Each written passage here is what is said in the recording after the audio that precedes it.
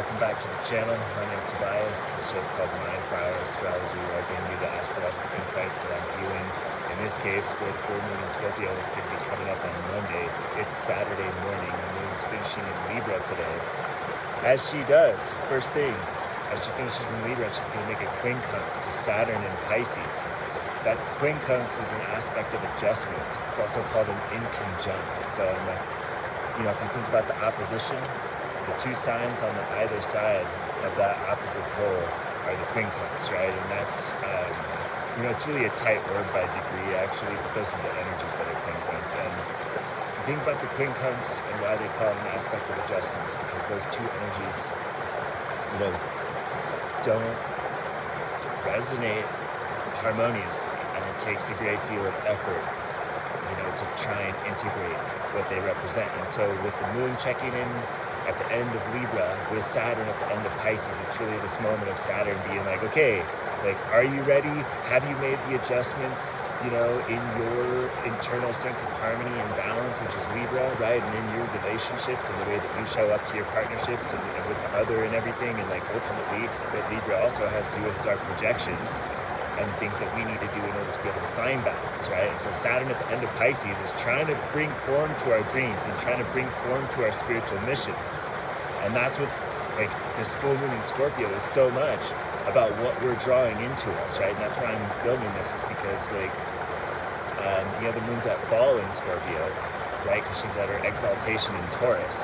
And so, she needs all the help she can get, right? I mean, the moon in Scorpio is like a really intense placement. The people that are born under this placement have the most intense internal reality out of anybody else, right? They have so much power, but it's overwhelming, and it's really difficult to integrate their emotional, there's just the strength of their inner world, it's like a raging sea, right? But it's also like Scorpio, so it's also cold and dark and deep and still, all at the same time, right? So the full moon in Scorpio, right? Scorpio, I guess before I get into all the aspects, let's just talk about what the full moon in Scorpio represents, right? Because Scorpio is that magnetic energy. And so it's either very repellent or very attractive. And it has to do with power and transactions and the things that are outside of us, right? Taurus is our own power. Scorpio is the power that we believe that we don't have. And so we seek it externally, and we make, deals and again, transactions with other people, other entities, other institutions in order to merge with them. It's that sex, death, transformation energy. Those are the pop culture keywords, but it's all about osmosing, right? And the union. And through the union, we know ourselves in a deeper way. Because as we move through life, as having the experience of being individuals, we feel incomplete, right? Because at the deepest sense of our core is a memory of being a part of the totality, and that internal, recollection, that subconscious recollection of being part of the universal one, and being part of the universal consciousness, and being one little fractal aspect of the Godhead and all that. And so we seek to rediscover that sense of completeness and wholeness by projecting outside of us the things that we feel we don't have, the things that we feel we are not. And so we, whether it's a partner, or taking out a loan from a bank, right? It's these ways that we gain energy through the interactions that we have with other people. Okay, and so again, Scorpio is that magnetic energy. It's either we're getting it on or I want nothing to do with you, right? Type of vibe. And so it's all about, what are you calling in? And what are you resonating with? Because that is the vibe that you're going to harmonize with. And so you look around the world, and it's Pluto in Aquarius is teaching us a 20-year lesson about what it means to be humanity and how it is that we are going to be able to connect with our communities. But a lot of times the way Pluto teaches us, the more that you go into separation and division, the more divided and separated you will become. It's the crisis. Pluto teaches through crisis. Okay, so the people that are participating in the hatred and the violence and the separation and the divisive rhetoric, and like the fanning of the flames of the enemies and shit are gonna end up with more fucking enemies than they can count over these next 20 years. The people that are trying to get into the story of how divided we are gonna end up so isolated and so divided, right? But the people that are focused on the connectedness and the harmony, that's what they're gonna be calling in, right? And because Uranus is conjunct Algol, you know, and the sun's gonna be right near that, like all within a couple degrees in Taurus.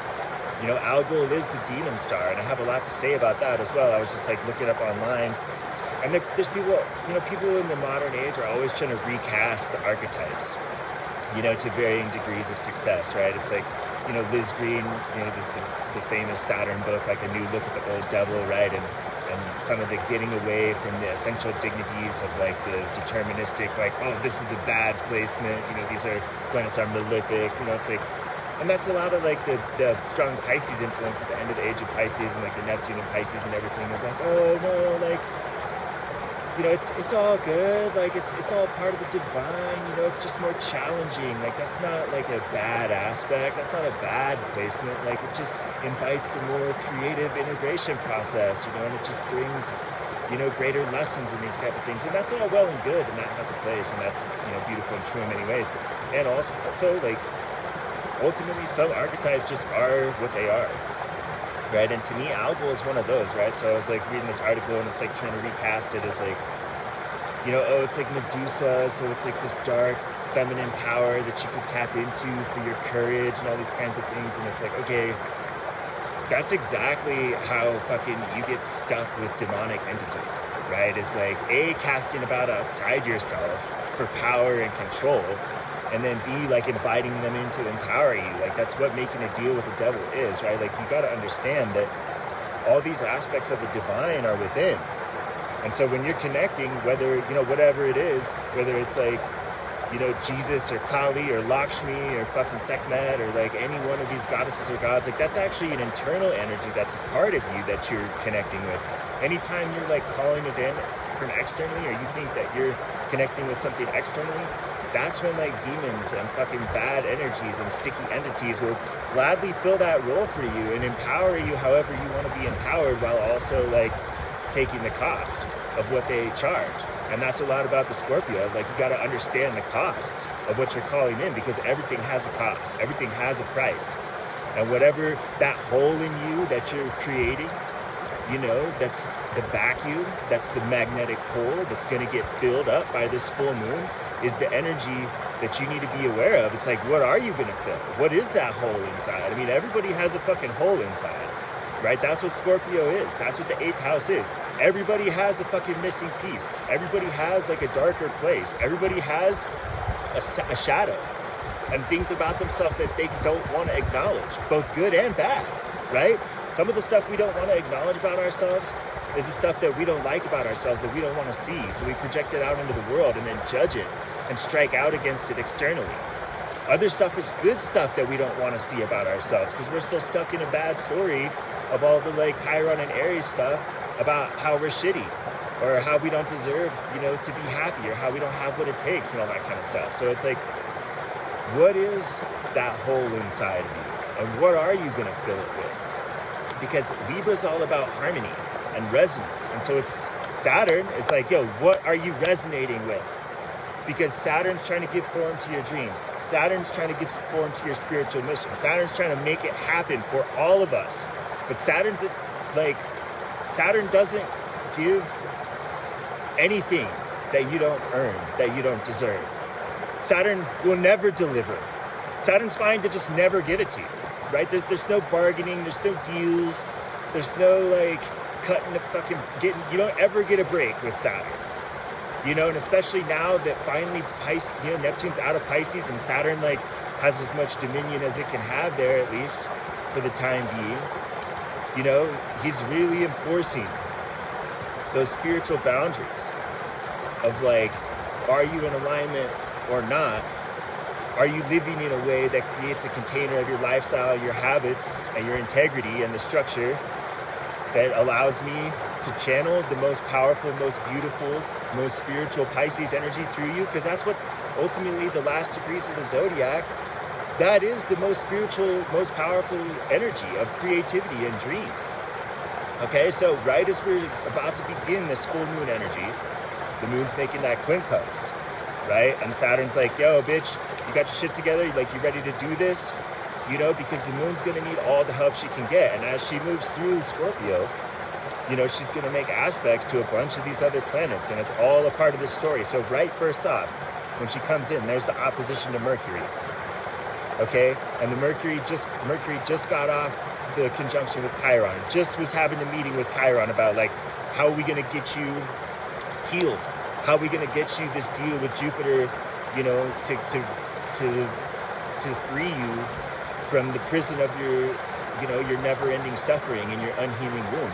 And the interesting thing, right? Scorpio represents the underworld, and Mercury is one of only 3 that can travel between the upper world and the lower world, right? There's Mercury, or Hermes, which is the messenger, you know, and he's the alchemist and can go between the worlds and travel between the worlds. There's Hecate, the dark goddess, who has a permanent guest of honor. She's the permanent seat of guest of honor in the underworld and has permission to move through all the realms and dominion over all the realms.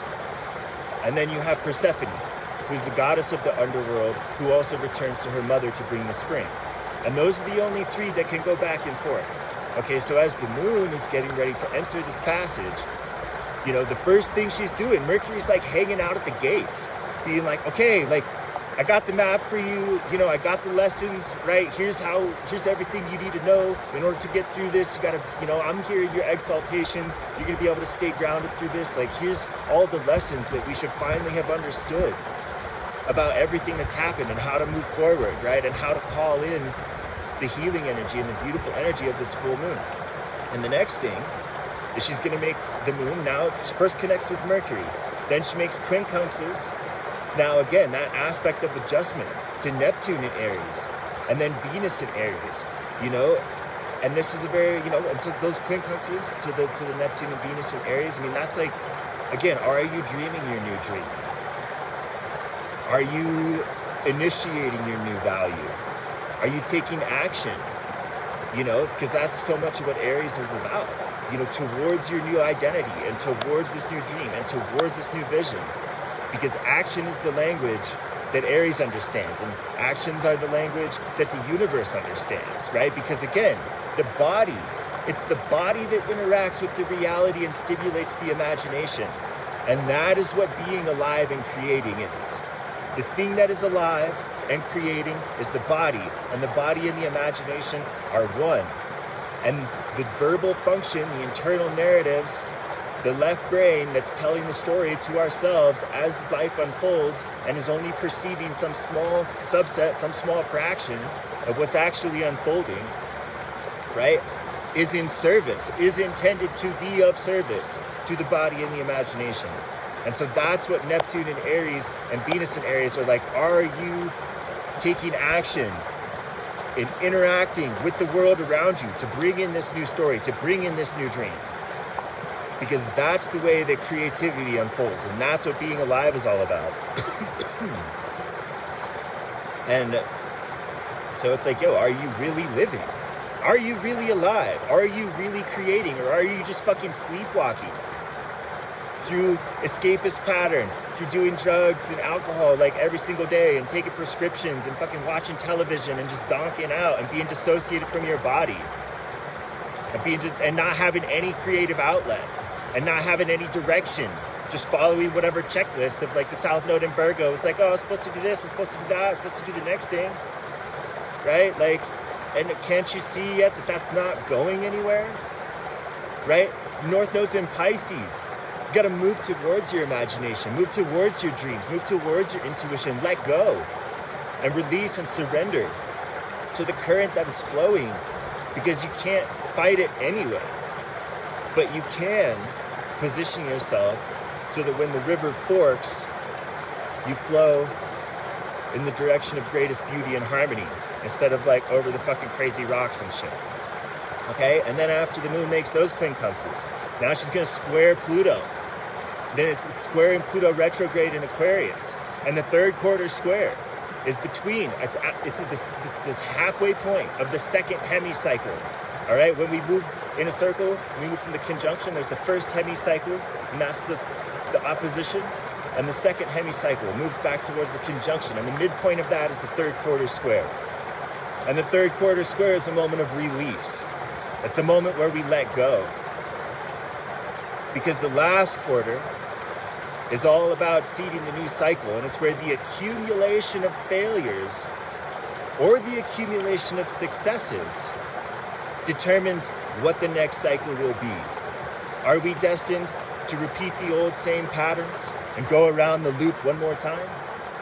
Or have we put in the work? Have we shown up? Have we created a foundation so that when we sow our seeds again, we grow back more bounty and more beauty and we spiral up to the next level?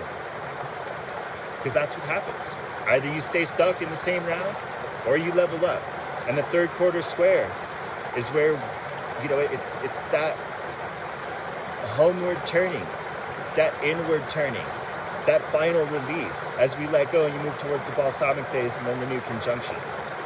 And so with Pluto in Aquarius, you know, it's like, have you figured out what you need to detach from? Because Scorpio's like the holder on, you know, Scorpio and Cancer will hold on forever. You know, that obsession, right? Scorpio will go down with the ship, totally, right? And that's what Pluto in Aquarius is saying. It's like, have you learned how to detach from your addiction to the intensity of fucked up situations and drama and like the self-destructive, suicidal, subconscious ideation that arises from the internal schism between the ego and the internal narrative and the small I and the imperial self and the imagination and the body?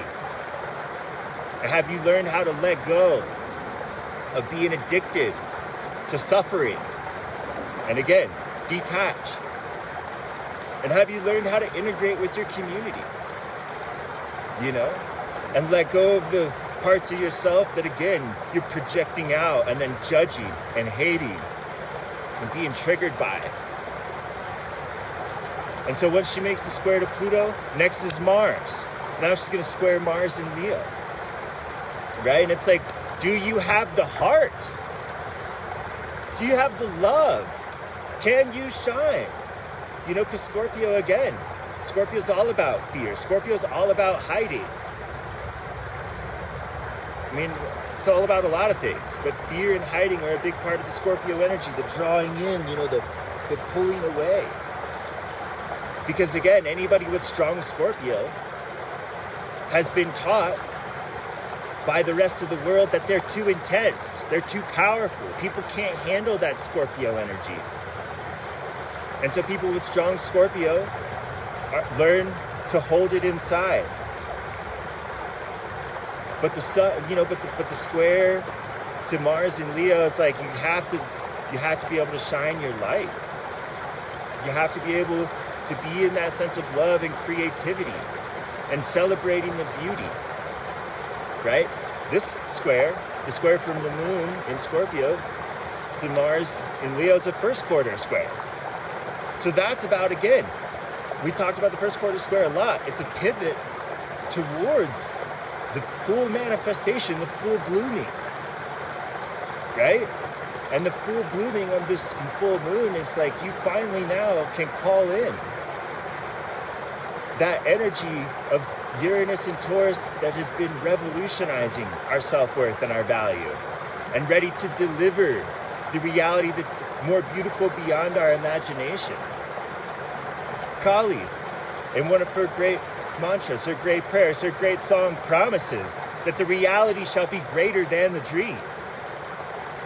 And that is that dark feminine energy, you know? And even if you wanted to assign, you know, like some dark feminine energy to Algol because of the Medusa thing, like, I'd say that's more coming from the Scorpio, because the Algol is what you want to watch out for. That's the energy you don't want to connect with. Algol is the root word of alcohol, right? And everybody always wants to try and make excuses for their addictions. And like, oh, you know, like, it's actually medicine. It's like, dude, that demonic energy is not what you want to call in. But you do want to recognize that, again, the dark feminine, who is the primary source, that was pregnant in the void with the potential for all things, promises that the reality shall be greater than the dream, but you must first accept the universe and the experiences that come to you with joy and gratitude and understanding that it's all for a greater purpose. And that greater purpose in the context of this first quarter square is to teach you how to take that intensity and power and release it as creative energy for your community, overcoming the fears, right? Your light, the sun shines for everybody, always, and it holds the whole situation in place. And Mars is the fucking hero, and Mars is the ancient ruler of Scorpio, and so Mars is also one of the dispositors of this full moon. And so it is about, again, do you have the self-love to be in that, right? Do you have the heart to be in your self-love? And have that be the energy that you're resonating with. And have that be the energy that's calling in what will fill you. By being open and receptive. And not trying to be overly micromanaging and in control of the story that's unfolding. Because this story is way greater than what your internal narrative is. And it's way more complex. And it's not even your story. You're just a character in the story of the universe, in the story of the creative spirit undergoing its own self-realization. And so can you surrender to that? And can you trust that? Because Leo knows. Know is the wrong word. Leo exists in a state of constant self-recognition, of being the center. And you are the center of your own little fractal, for sure. But understanding that little fractal that you're the center of is playing a role in a greater pattern, a greater unfoldment.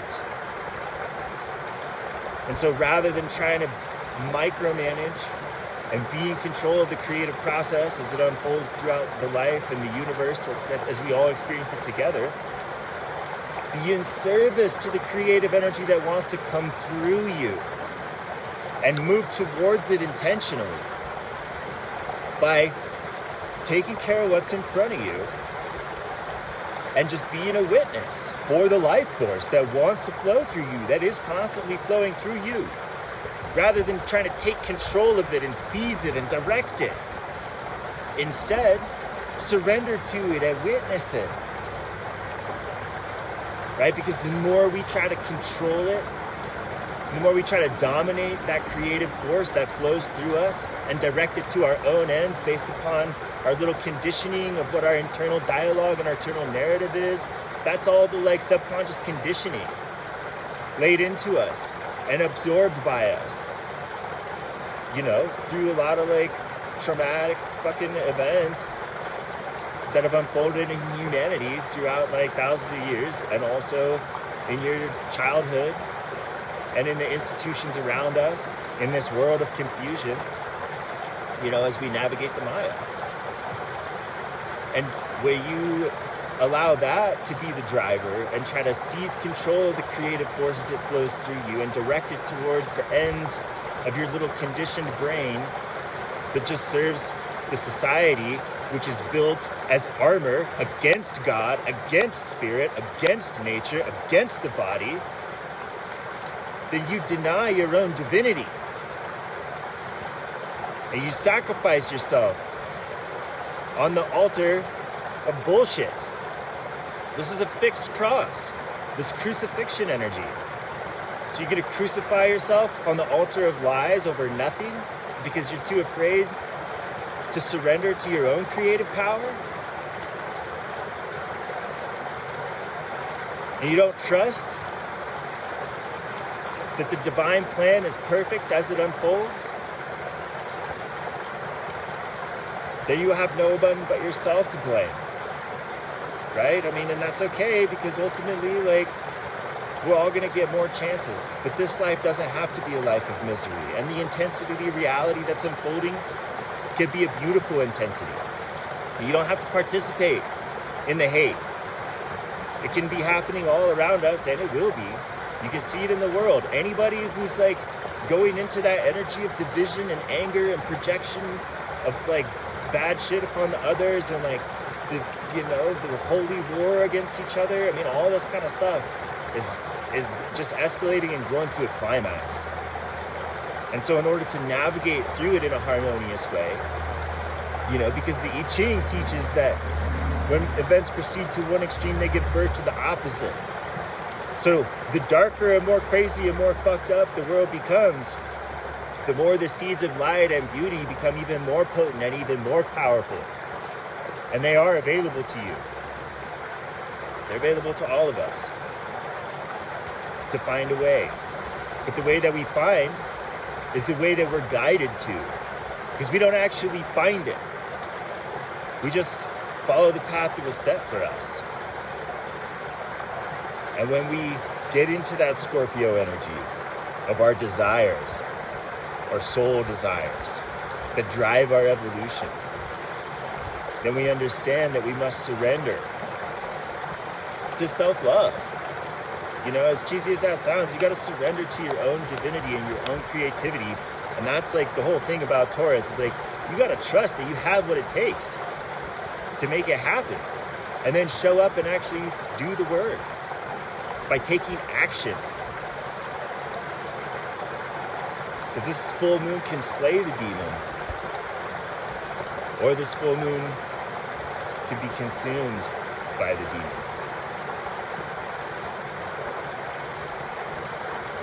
So, it's going to happen on Monday, and it's interesting because right after that full moon, it's going to be opposite the Sun conjunct Uranus and Taurus. Then she's going to trine Saturn again, right? She's going to make another aspect to Saturn from the end of Scorpio to the end of Pisces to check in, because that quincunx at first, again, that's a difficult aspect of adjustment, where Saturn's like trying to get everything in line.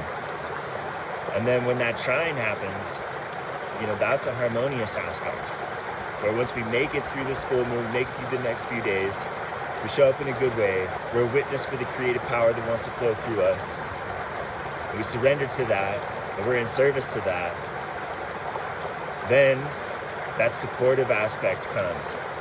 And Scorpio and Pisces, that trine is so powerful.